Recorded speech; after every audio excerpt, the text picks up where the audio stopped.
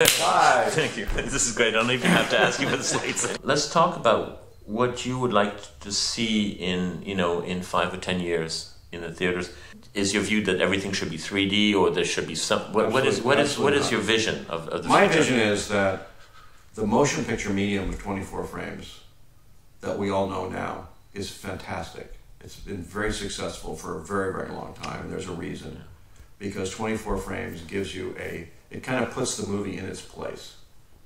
It makes the movie seem under the proscenium arch, right. Not in front of it, not behind it. It just is where it belongs. I don't know how to describe what that texture of a movie is, but I think it's beautiful, wonderful. It's one of the most persistent and prevailing art forms that we've ever invented.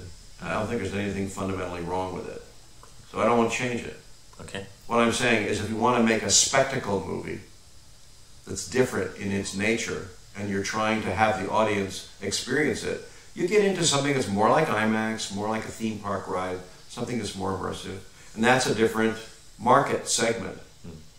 So I would love to see a lot more theaters that can do that, but it's going to coexist with all the regular theaters as well. I don't believe there is much of a difference between television and movies right now. They're crossing over. There's a big gray area. So you get Netflix now producing movies, and this whole dynamic upheaval of people's viewing habits, and even major stars migrating to the television realm to direct or produce or act or whatever, because the television medium is the vibrant medium. It actually represents 75% of the revenue of a movie. Some of the best American cinema is series right now. Yeah, and it's long form. You can tell richer stories and develop characters better, et cetera, et cetera. So I'm not disparaging that at all, but I am saying that there's not much difference between the viewing experience in a movie theater and on a television or a tablet or whatever. And the convenience of a tablet is so alluring that you can get the movie you want, anytime you want, anywhere you want. The convenience factor is extremely high, and the cost of it is very low. And so there's every reason to understand why people are drifting in that direction. My little mantra is that the multiplex is in your pocket. The benefit of a multiplex, which is diversity of content and diversity of start times, is now available by other means. It's on your tablet or your computer or your television or whatever else. So people are drifting in that direction. And so the movie industry will see an increase in revenue in that market and a decrease in the theatrical market. I suggest that if one wants to get people to really go out to a theater as a unique experience that's so spectacular you can't get it on television, the screens should be substantially larger, they should be substantially brighter, and they should be higher frame rates, because as you increase the screen size, the displacement from frame to frame increases as well. And so for your fusion frequency in your brain to integrate it, you need a higher frame rate. You get worse judder. To even get back to square one, if you double the size of the screen, you should double the frame rate, and you'll only be back where you were when you started. So to go beyond that and offer something that is completely unique, I'm suggesting that 120 or even 144 is a new zone, because it's all doable. All the cameras, all the projectors, all the gear you need to do it are available now. We do not have to invent anything to do this. We just need to get our head around a little different approach. So the actor's the same, director's the same, producer's the same, the set, the location, everything is the same. The lens is the same, the camera's the same. Not to worry. It's just more data, which is cheap. Moore's law is still fortunately in effect. I would suggest that as the industry considers higher bandwidth, higher resolution, higher frame rate, that don't be penny wise and pound foolish about data.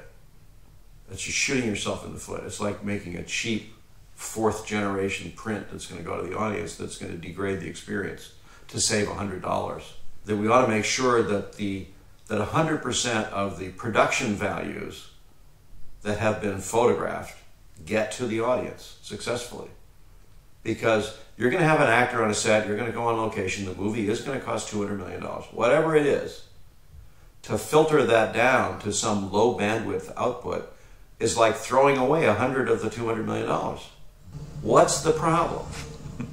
It's still such a minuscule proportion of the whole economic equation that to go cheap and crush the bandwidth down and limit it because of some arbitrary bandwidth stipulation that the exhibition community exerts would be horribly bad for our industry. There's tremendous money being put in by major electronic companies to increase bandwidth and data transfer rates and everything else. So there's every reason to be comfortable that more data is not going to be a problem.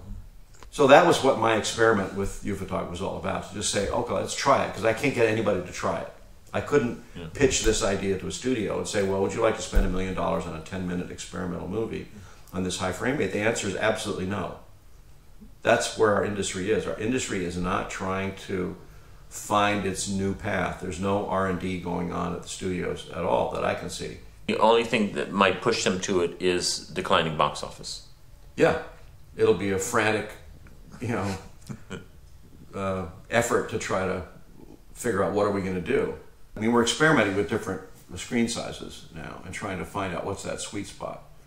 There's a ratio of projector and sound system costs to per seat in the theater that gets a little bit better with a bigger theater, in the sense that there's still only one projector, but there's twice as many people, that kind of thing. Yeah. So I don't know what the ultimate answer to that is going to have to be defined by the theater owners.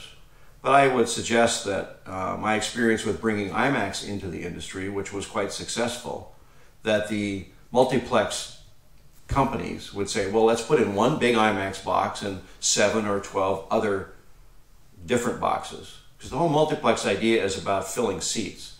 They'll have a 400, a 300, a 200, and a 100, and move the film from theater to theater to maximize the percentage of occupied seats. That's the business model of the multiplex.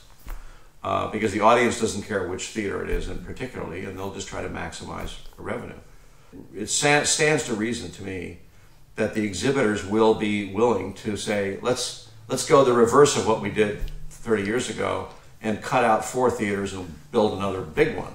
Mm-hmm. If that's what it takes to get people back to feel that it's a spectacular experience. That's a no-brainer to me. Convincing other people is something else.